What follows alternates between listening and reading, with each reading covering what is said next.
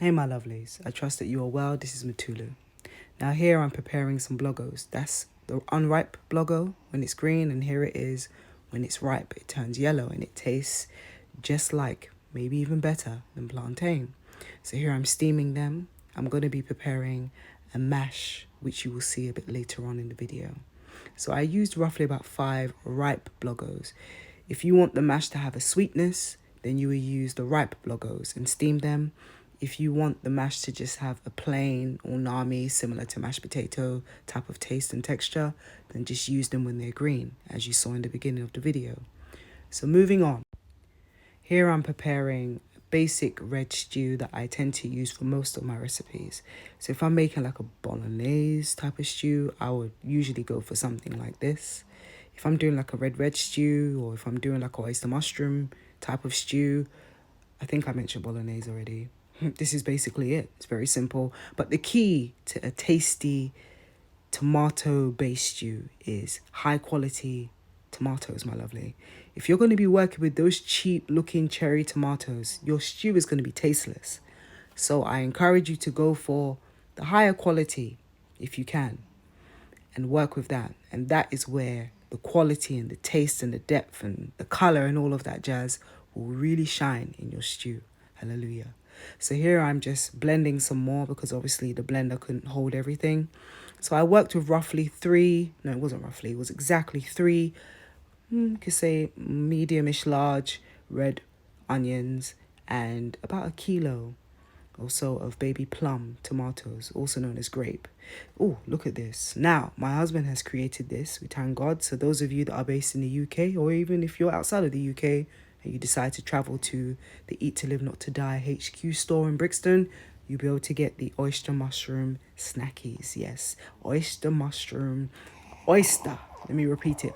Oyster mushroom snackies. Yes, hallelujah. And here you could just add that to anything. You can eat them as they are, as a snack. You can add it to your stews to save you time, which is what I've done here. I like to do that when they're on hand. Save me some time, honey. We thank God. Now here I'm working with wild garlic. We're still in the season of wild garlic, also known as wild ramson. I even added some of the flowers from the wild garlic plant just to give my stew some depth and flavor. If you don't have that, you can work with scallion, or you don't have to use it at all.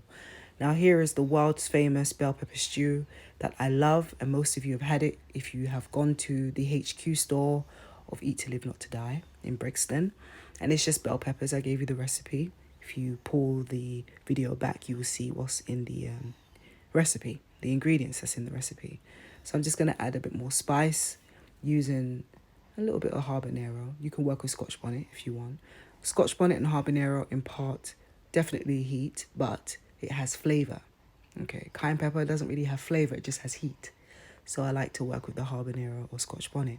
Now moving on to our mash, my lovely. So there, that was 3 cups roughly of cooked chickpeas. Prepare them first, obviously. Steam your blogos as you see, blend it in your food processor, or you can mash it with a potato hand masher. It's up to you. Add a bit of salt, and there you go. Voila, mashed potatoes. And let me tell you something, okay? Let me tell you something. You see that mash there, that alternative mash that I showed you? It's better than mashed potatoes. And if you're looking to put weight on and grow your nyash, hey, my lovely sweetie pie, you want to work with that recipe right there. We thank God.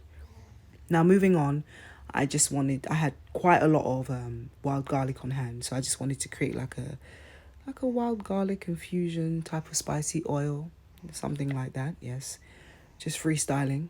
A lot of my recipes are freestyles.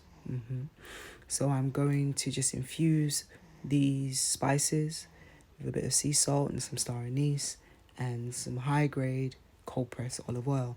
Now you can just leave this to sit for a few days in a glass jar and it will infuse naturally. What I did is I put it on the stove on the low heat to bring it to a simmer, but I didn't want to boil it or fry it, if you will.